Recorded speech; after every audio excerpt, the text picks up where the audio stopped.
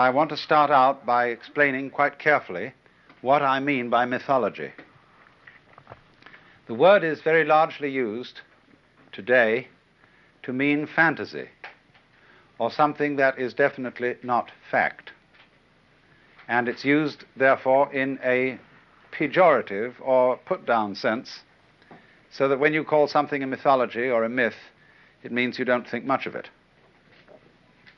But the word is used by philosophers and scholars in quite another sense, where to speak in the language of myth is to speak in images rather than to speak in what you might call plain language, or the language of fact, descriptive language. You can sometimes say more things with images than you can say with concepts. As a matter of fact, images are really at the root of thinking. One of the basic ways in which we think is by analogy. We say a certain thing is, say we think of the life of human beings might be compared to the seasons of the year. Now, there are many important differences between a human life and the cycle of the seasons, but nevertheless, one talks about the winter of life or the spring of life, and so the image becomes something that is powerful in our thinking. Furthermore, when we try to think philosophically and think in abstract concepts about the nature of the universe, we often do some very weird things. You see, it's considered nowadays naive to think of God as an old gentleman with a long white beard who sits on a golden throne and is surrounded with winged angels. And we say now no sensible person could possibly believe that God is just like that. Therefore, if you get more sophisticated, you believe that God is, say, if you follow St. Thomas Aquinas, you think of God as necessary being. Or if you think with Buddhists, you think of God as the undifferentiated void, or as the infinite essence. But actually, however rarefied those concepts sound, they are just as anthropomorphic, that is to say, just as human and in the form of the human mind as the picture of God as the old gentleman with the white beard, or Delord in green pastures wearing a top hat and smoking a cigar. Because all ideas about the world, whether they be religious, philosophical, or scientific, are translations of the physical world and of worlds beyond the physical into the terms and shapes of the human mind. So there is no such thing as a non-anthropomorphic idea. The advantage of Delord in talking about these things is that nobody takes it quite seriously. Whereas the undifferentiated aesthetic continuum could be taken seriously. And that would be a great mistake. Because you would think you understood what the ultimate reality is. So I'm going to use very largely naive mythological terms to discuss these matters. And if you are a devout Christian, you mustn't be offended by this, because you will naturally think that you have risen now to a more superior idea of these things than these very simple terms derived from the imagery of the Bible and of the medieval church. But I shall discuss Hinduism in the same way. And I'm going to begin with Hinduism to give you a sort of fundamental account of what it's all about. I imagine some of you were present at the lecture I gave in the university on religion and art. And I discussed the view of the world as drama. Now, I want to go more thoroughly into this, because the Hindu view of the universe is fundamentally based on the idea of drama. That is to say, of an actor playing parts. The basic actor in this drama is called Brahma. And this word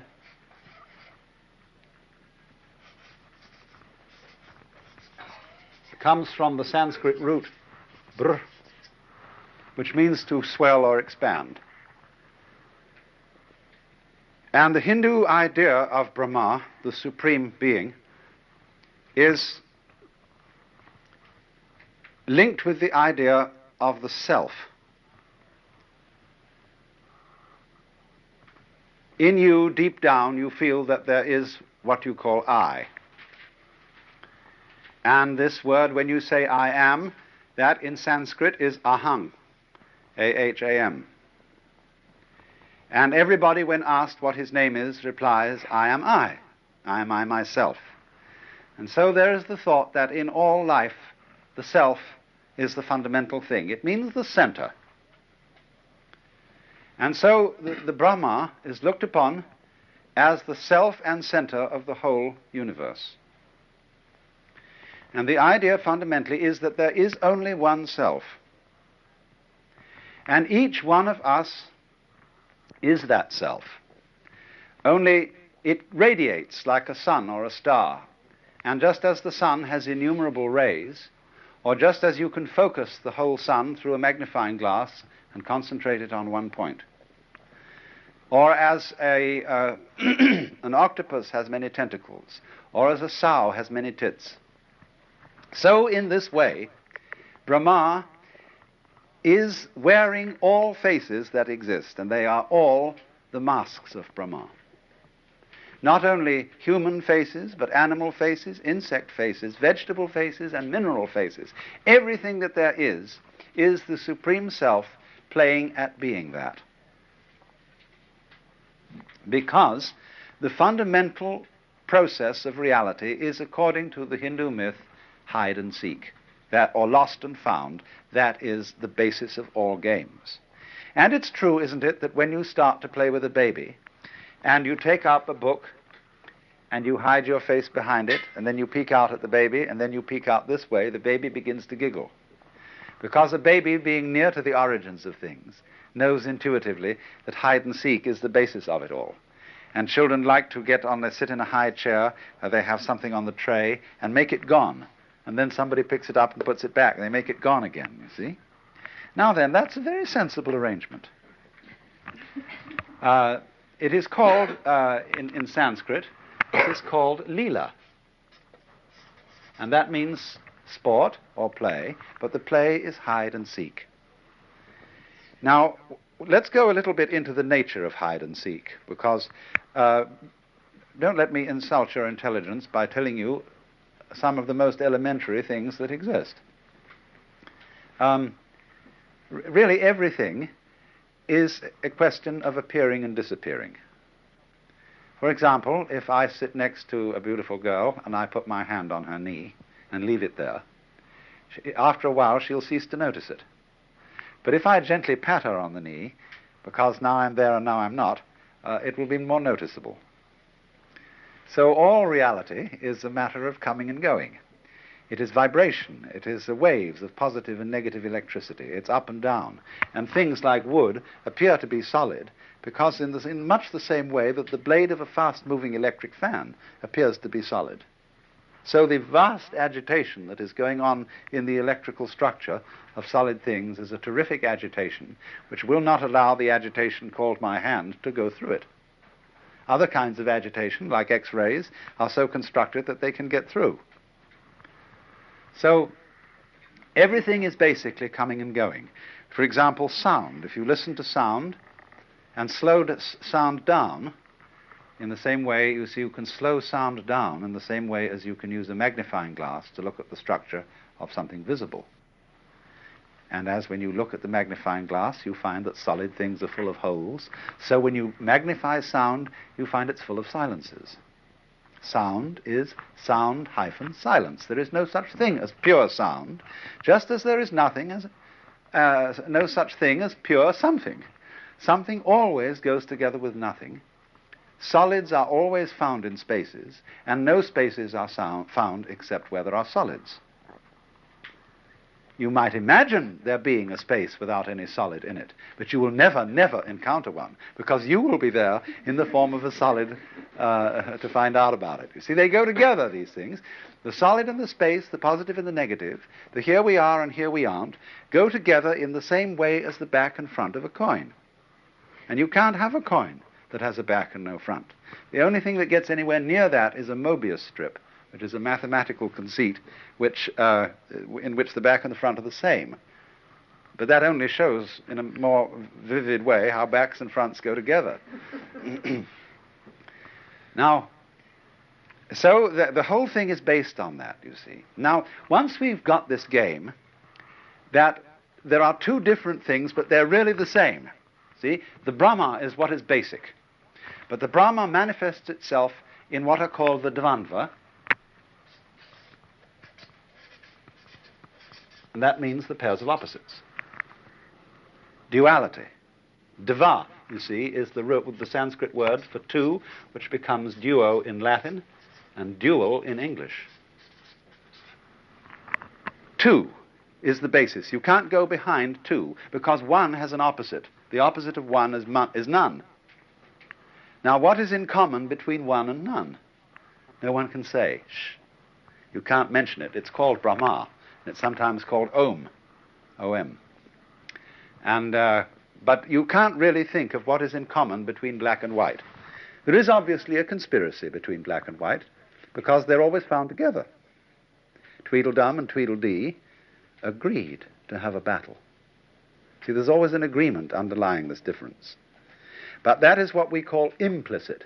The difference is explicit. So the first step in what you might call the hide phase of the game of hide and seek is to lose sight of the implicit unity between black and white, between yes and no, between existence and non-existence. And that losing sight of the fundamental unity is called Maya. Maya, a word that means many things, but primarily it means creative power or magic, and also illusion. The illusion that the opposites are really separate from each other. And once you could think that they are really separated from each other, you can have a very thrilling game. The game is, oh dear, black might win. Or, we must be quite sure that white wins. Now, which one ought to win? Sometimes when you look at this, you would say, or this, the reality here is the writing. That is what is significant. And yet, there are many patterns that one can have when you're undecided in your mind as to what is the figure and what is the background. It could be a black design on a white sheet, or it could be a white design on a black sheet. And the universe is very much like that. Space, or the background of things, isn't nothing. But people tend to be deceived about this. If I draw that, most people, when asked what I have drawn, will say that I have drawn a circle, or a disc, or a ball. Very few people will ever suggest that I've drawn a hole in a wall. Because people think inside first, rather than thinking out here. But actually, the two sides go together. You can't have what's in here unless you have what's out there.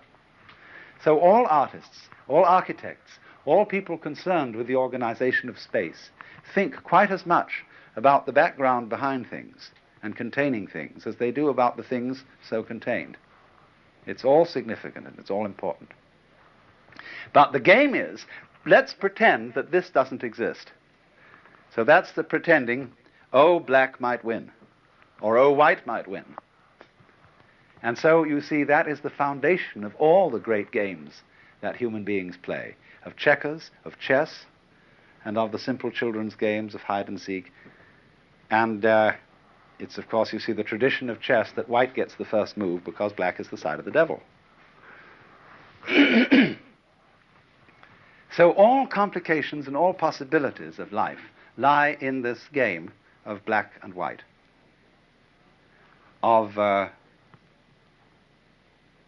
you can put it in another way.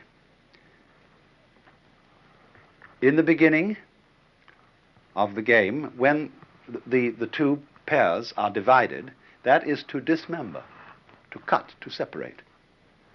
In the end of the game, when everything comes together, they are remembered. To dismember is to hide or to lose. To dismember is to seek and to find. To remember is to seek and to find. And so the Hindu mythology is this, that the Brahma plays this game through periods of time called a kalpa, and every kalpa is 4,320,000 years long.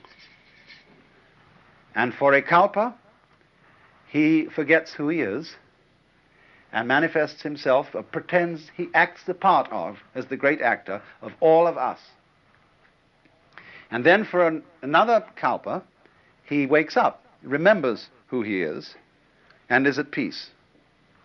So the period in which he manifests the worlds is called a manvantara, and the period in which he withdraws the game is called the pralaya. And these go on and on and on forever and ever and ever. And the whole thing is that it never becomes boring, because the forgetting period makes you forget everything that's happened before, so that each time, for example, a baby comes to birth, a baby is, although inheriting genes from the most distant past, the baby always confronts the world anew and is astonished and surprised at everything. But as you get old, you get heavy with memories. You get like a book that people have written on and written on and written on, as if I was to go on writing on this, and eventually the whole thing would become black, and then I'd have to take out a white chalk and start doing it that way. Well, that would be like the change, you see, between life and death. Now, in popular Hinduism, it is believed that each one of us contains not only the supreme self, the one ultimate reality, the Brahma, who looks out from all eyes and hears through all ears, but there's also an individualized self, and this self reincarnates from life to life in a sort of progressive way or a regressive way, according to your karma, the Sanskrit word which means your doing. Karma from the root kri, to do. And so there is a time then, you see, in which we become involved and get more and more tied up in the toils of the world, more and more subject to desire and to passions and to getting ourselves hopelessly out on the limb. But then there follows a later time when the individual is supposed to withdraw and gradually evolve until he becomes a completely enlightened man, what is called a mukti. A mukti is a liberated person who has attained the state called moksha, or liberation. He has found himself. He knows who he is.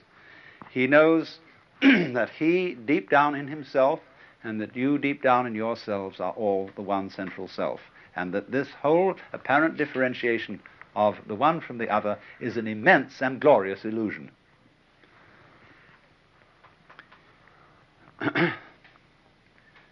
Now, you see, I said at the beginning that this is a dramatic idea.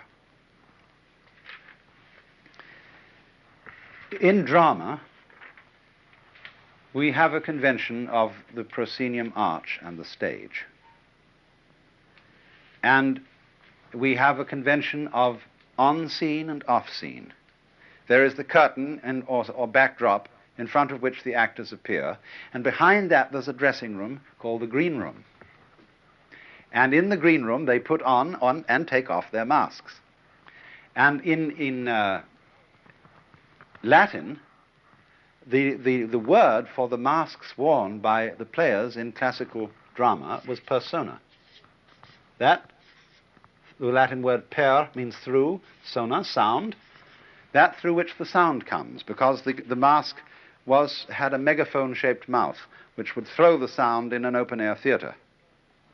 So dramatis personae, the list of the players in front of a play, means the list of masks that are going to be worn.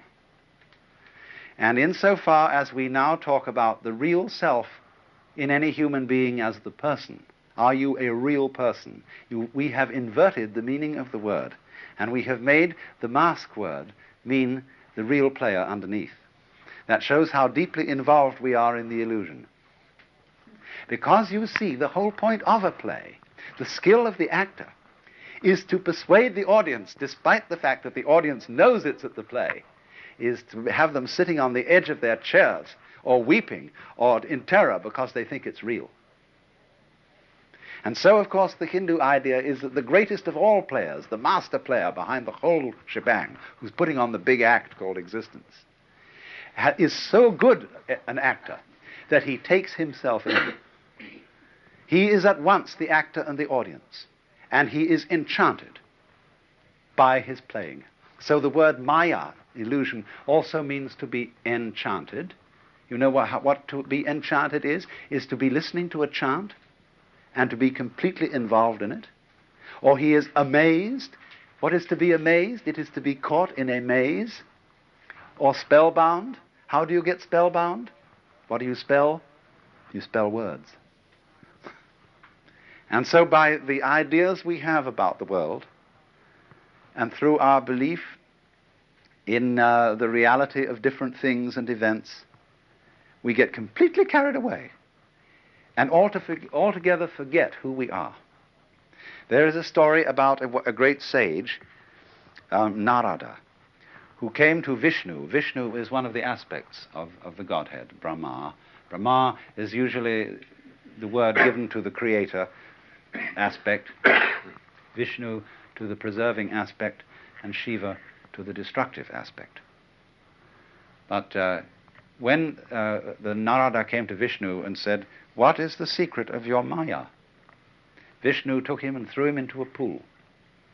And the moment he fell under the pool, he was born as a princess in a very great family, and went through all the experiences of childhood and being a little girl, finally married to a prince from another kingdom, and she went to live with him in his kingdom.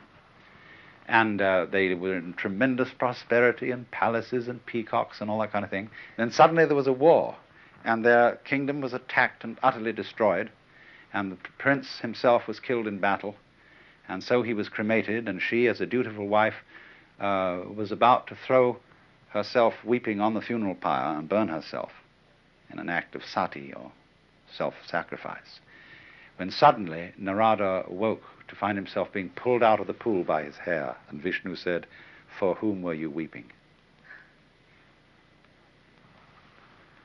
So that idea of the whole world being a magical illusion, but done so skillfully, by whom? By you, basically.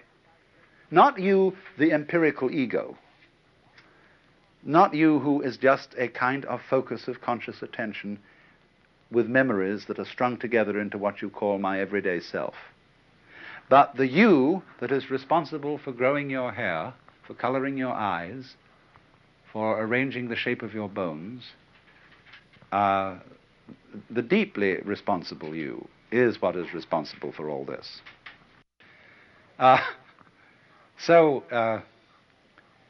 Then this in sum then is this Hindu dramatic idea of the cosmos as an endless hide-and-seek game. Now you see it, now you don't. And so it's saying to everybody, really, of course you worry, and you're afraid of disease and death and pain and all that sort of thing, of course. But it's all an illusion. There's nothing to be afraid of. And you think, well, but my goodness, supposing when I die, there just won't be anything. Be like going to sleep and never waking up. You think, isn't that awful? I mean, that's just terrible. Nothing forever. That doesn't matter. When you go into that period called death or forgetting, that's just so that you won't remember. Because if you did always remember, it'd be a bore. But you are wiser than you know because you arranged to forget. You arranged to die and keep going in and out of the light. But underneath, at the basis of all this, between black and white, between life and death, is something unmentionable. That's the really you. That's the secret. And you don't give the show away. See? All of you are now privy to a secret. You're initiates, you see. You know this little thing, but you may not have experienced it. But you know about it. But you mustn't give the show away. Don't run out in the street suddenly and say to everybody, I'm God, see? Because they won't understand you.